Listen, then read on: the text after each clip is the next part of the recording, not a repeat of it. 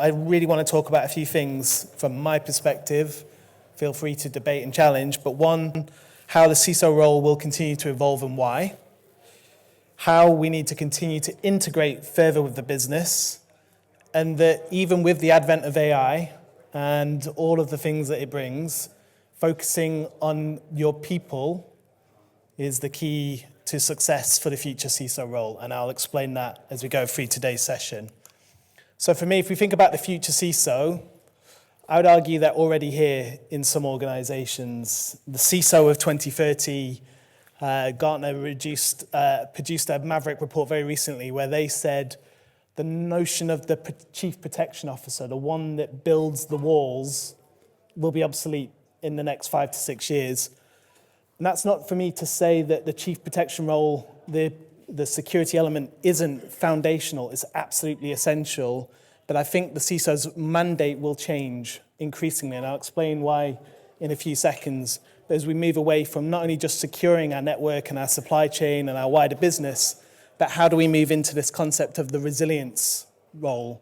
How do we work with our stakeholders across the business, whether they're in business continuity, supply chain risk management, and indeed the wider business itself, so that the CISO is less focused on that initial defense, detect, react, respond, contain. All of that, super important, absolutely foundational. But how do we add into that the ability to focus on the recovery and being able to help your organization be resilient? And what does that mean to me? That is about being able to adapt to a change in circumstance. So there's lots of definitions out there. There's lots of analogies. There's the Mike Tyson punching in the face, plans always change until that happens analogy. But for me, if you think about resilience, it's about being able to quickly adapt to a change in circumstance, bounce back, being able to anticipate and withstand a change in circumstance. And as your CISO roles continue to expand and grow, this will be a key part of your focus. And I think it has to be, and we have to bring the business with us.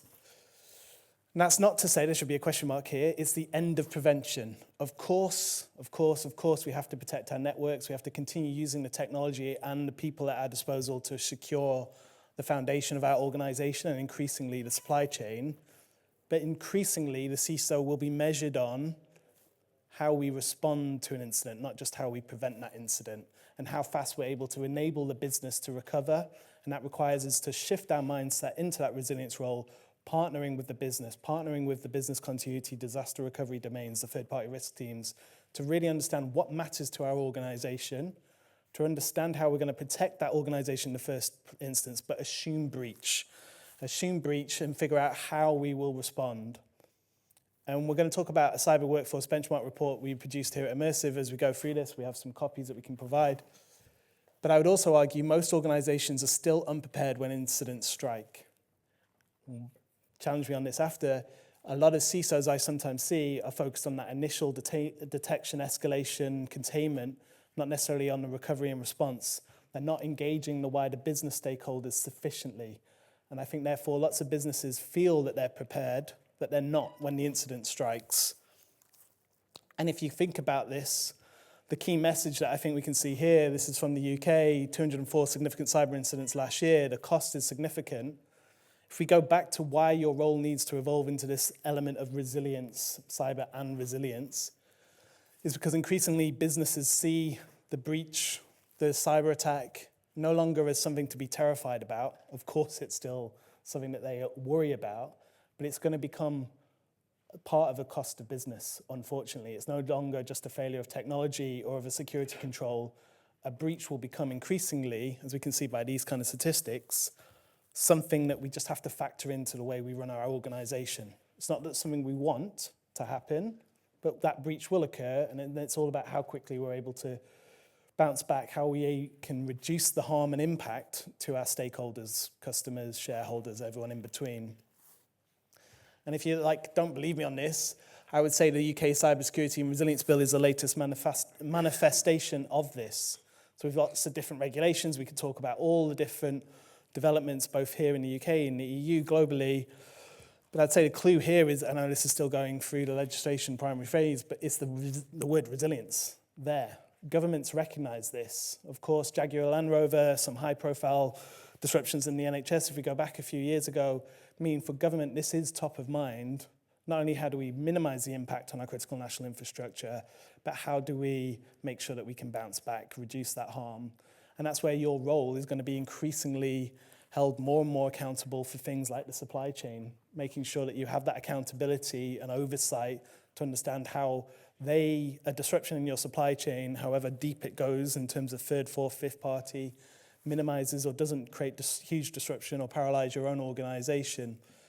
We're going to think about how this new bill will require organizations to notify within 24 hours, moving from 72 hours. Again, think about the process, procedure, and the people you need in place to be able to do that, not just technology. What's the information telling us? What telemetry do we have?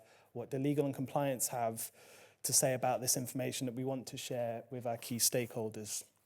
So this is just one aspiration of why the role is going to change, and I think the legislation will further elevate the CISO role into the business. And if we grasp that opportunity around resilience and how to partner closely with the business and do the protection foundations very effectively, but embrace the opportunity with the supply chain, embrace the opportunity to connect with the business more holistically, that's going to elevate your career, your profile, your visibility in the organization. And I think it's also a very interesting career. Challenging though. And I want to come on to this. So we've been doing some surveys with 500 business leaders in the UK and the US. We also run immersive exercises and labs. So these are hands-on practical exercises or labs, 1.8 million of them. And we measure things like confidence and capability and response time, whether that's someone doing some reverse malware engineering on a virtual machine with all the code in there, or it's your executive decision-making team. When we ask people how confident they are, they believe they're ready for a major incident. They're absolutely, when we ask them in the survey, how confident are you? We're ready. But we know, and you can just look at endless incidents where organizations have fallen down at various levels of like their response plan.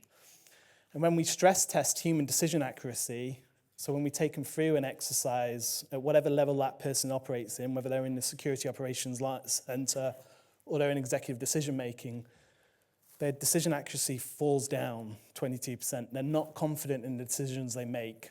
And the really interesting thing as well is when we think about leaders who say they're really confident, they're ready to handle a major incident, if we then ask them, do you exercise with the rest of your business? Not just the technical teams, not just that initial incident response, detection, escalation. Are you engaging with your critical business service owners, with legal compliance? Only 41% of organizations are including those non-technical roles in their exercising program. And I don't think that helps you become resilient. It certainly doesn't help you become ready. And so further on this as well, we measure things like the average confidence, 60% confidence in the decisions we're making. But if you benchmark that down, we have to drive that confidence level up because as we saw with all the incidents over the last 12 months and beyond, and particularly as we think about the advent of AI, we're going to have to get more people exposed with the right knowledge, skills, and judgment to use the tools at your disposal to quickly react to a situation. So we need them to make good decisions with high degrees of confidence. And to do that, we have to move past traditional sort of training. We need to focus on our people. We need to make sure that those teams that we have are using the tools at their disposal to the full effectiveness, right? How many tools have you got which we don't fully understand the full capability, or we're not using all the capability that tool has to augment the human decision-making process?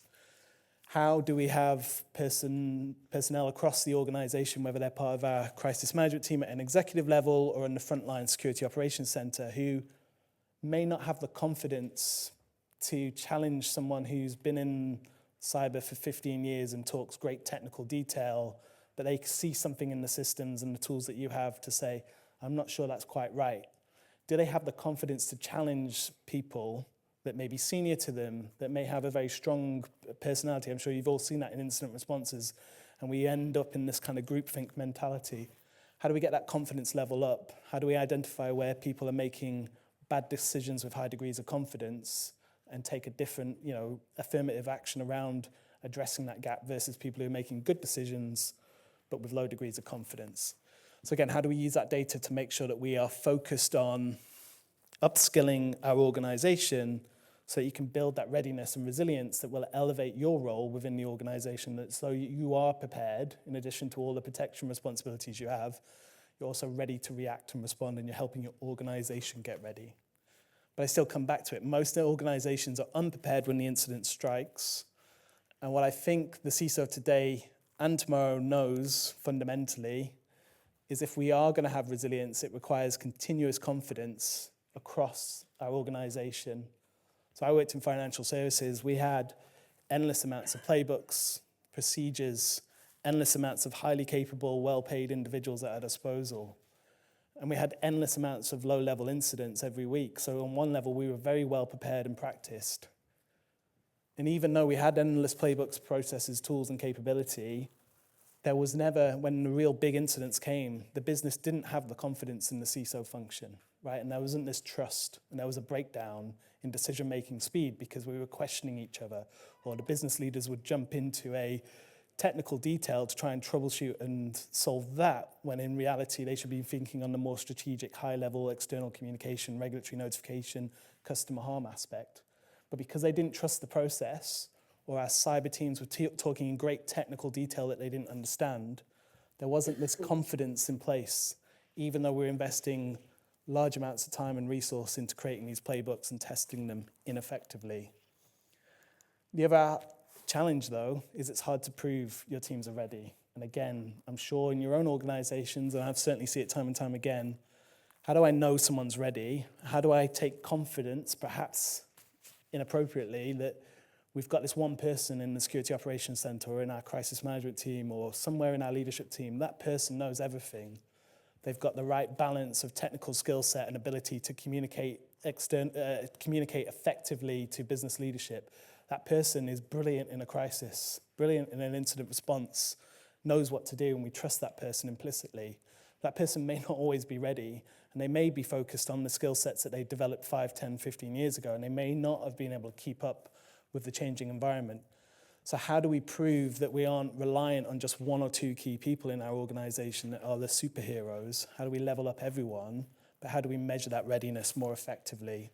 And how do we make sure that the different people, if we identify gaps in knowledge and skills, whether that's in our incident response and element or in our executive decision-making process, how do you as a CISO identify those gaps so that you can do targeted upskilling and therefore build that readiness and that confidence and that capability and that familiarity between your business teams? Because that's how you get to being a chief resilience officer.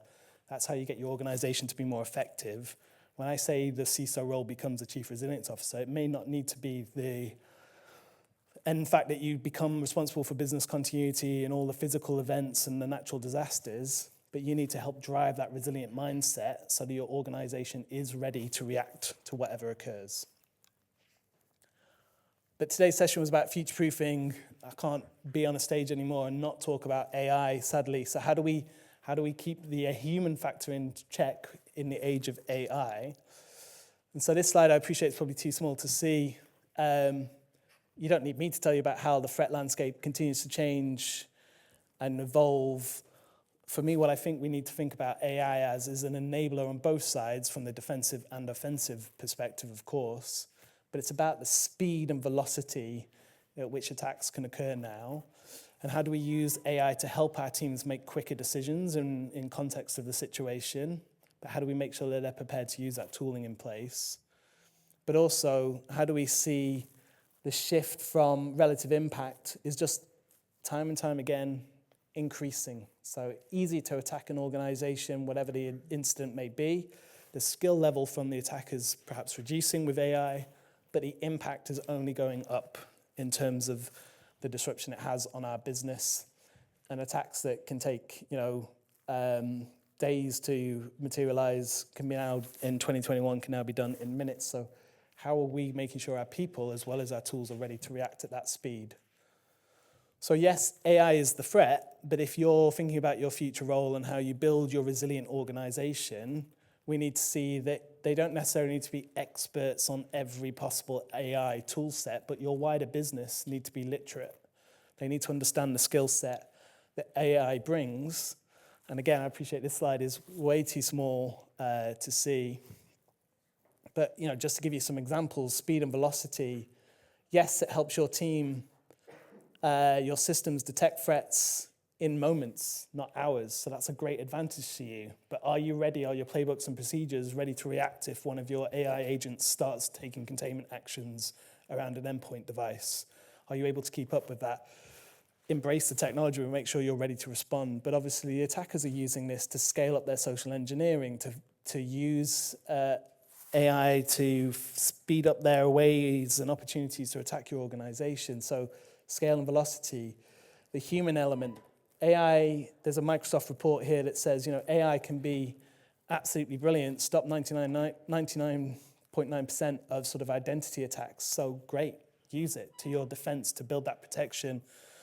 But there was something here, obviously, as you can see, that deep fake, the phishing emails, they're so much more credible now. And there's been an uptick, 4.5% greater click-through rate from Microsoft. We can send you that detail over the last year based on AI elements. And so system vulnerability, attack surfaces, how do we address all of this? That, for me, is a key one. So as you think about your role and how you future-proof yourself, it's also how do we make sure you're ready and you're equipping and upskilling not only your security operations team, but the wider business to sort of augment your role. And if you think about resilience as everyone's responsibility, and you think about the supply chain and all that complexity that it brings, how do you identify where AI can assist your team, but also the wider business?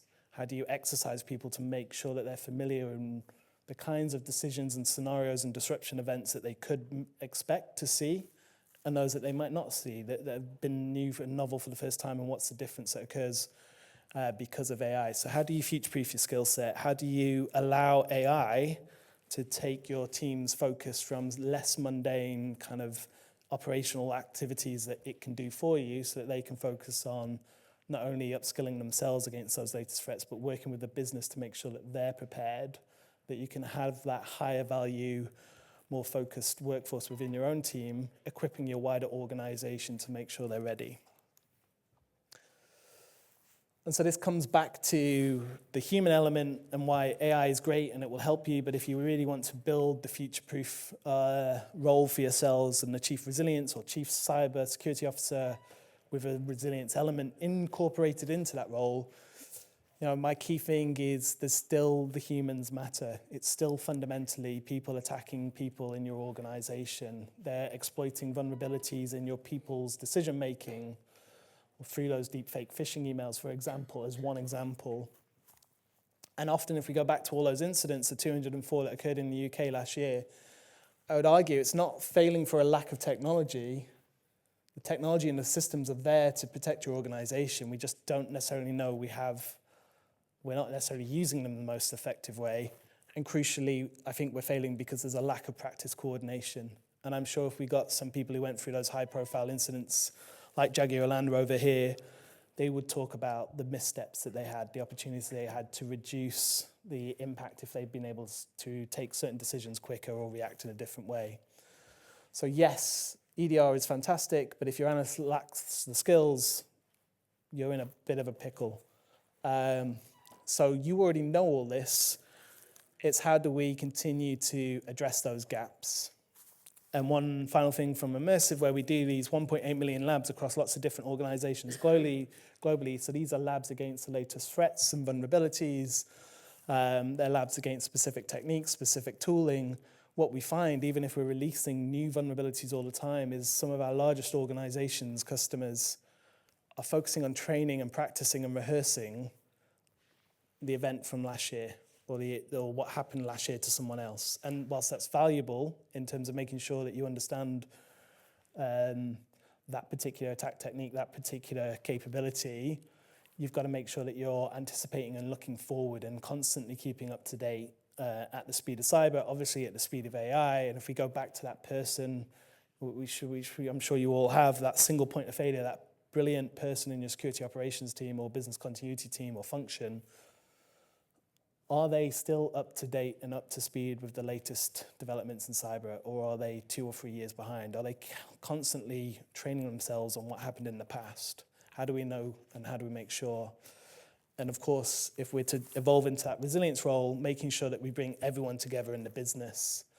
And so, if you think about the flow of any incident, once it reaches that threshold, how do we know the security operations team know how to triage, escalate, identify, use the tooling that you have? Are the incident response team effective at synthesizing that information and presenting it in a confident way to your business leadership team? Do the business people have confidence in our articulation? Do they understand what you're telling you? Do we all on this flow understand what really matters to the business? So again, in financial services, when I talked about that lack of confidence and process, lack of process, lack of confidence and lack of trust, endless amounts of playbooks, endless amounts of capability, endless amounts of tooling, very lucky on one level. But fundamentally, when it came down to real incidents, there was not the trust between these teams to work effectively together, and that slowed down our decision making. So how do we exercise these teams continuously?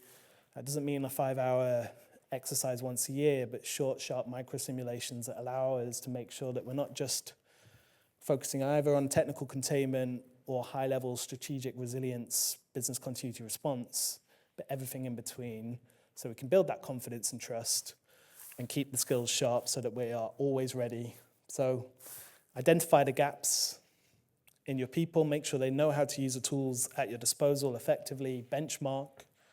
Nothing helps you identify that path more effectively and build that messaging to your business leadership. Say, my security operations team are really good around this particular threat vector, attack technique, but we've got some blind spots here, but we're going to address those blind spots. And now imagine taking that, especially with the new UK legislation across your supply chain and understanding where there's vulnerabilities there and being able to assign or get them to focus on where they've got gaps and identifying. So the power of benchmarking, closing those gaps, and really just then changing the conversation so that we embrace the business much more effectively.